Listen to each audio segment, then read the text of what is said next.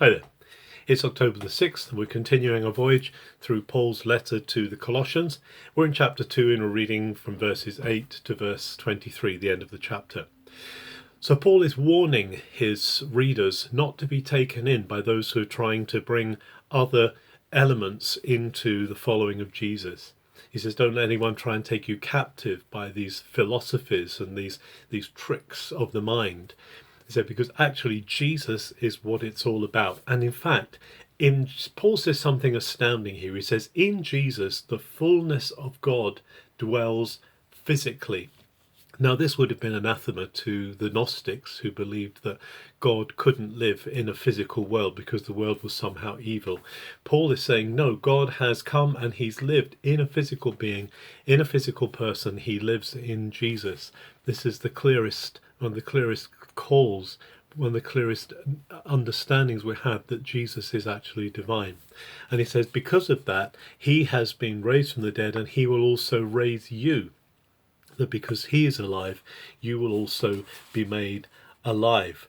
Not only that, but you have been circumcised with a special circumcision. Now, obviously, there were those who were saying people should be physically circumcised. Paul's saying you don't need physical circumcision.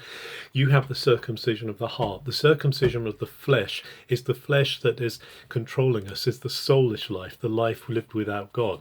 But through baptism, through being immersed into the presence of God, being immersed into the life of God, we now have that true circumcision of the heart.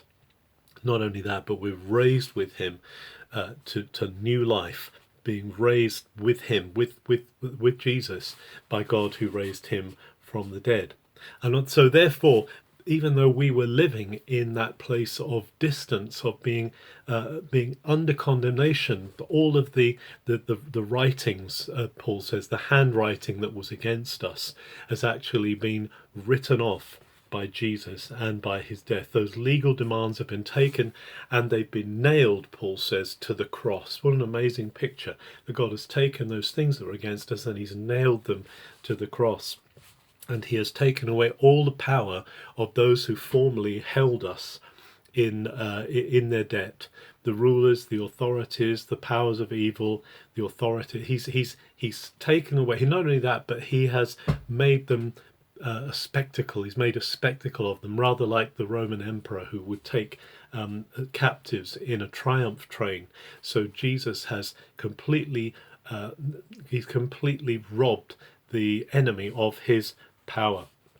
So therefore, Paul says, don't let anyone start passing judgment on you about things like what to eat, what to drink, what special days you keep. So that all these things mean nothing. What really is important is Jesus. There's nothing about there's no need to worship angels, and that's another reference perhaps to the Gnostic themes of the different layers of angels that you had to get through to get to God. It's not about worshipping angels. It's not about looking at those kind of things, but actually he is the one. He's the head from whom everything is joined together, from whom the body, his body, actually receives life. And this is the focus, this is the center, not all of the traditions and not all of the philosophies that man are trying to bring. So if we have died with him, then we are being rescued from all of those basics, from all of those ABC, what Paul calls the stichia, the basic elements that would hold people captive. We've been delivered from that. We don't have to worry about obeying rules like don't handle, don't touch. We are actually freed into another dimension of life in Jesus.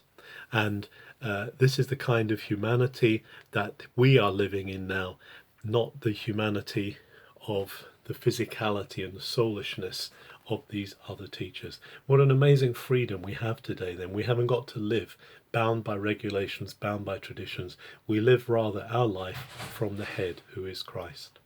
Have a very good October the 6th.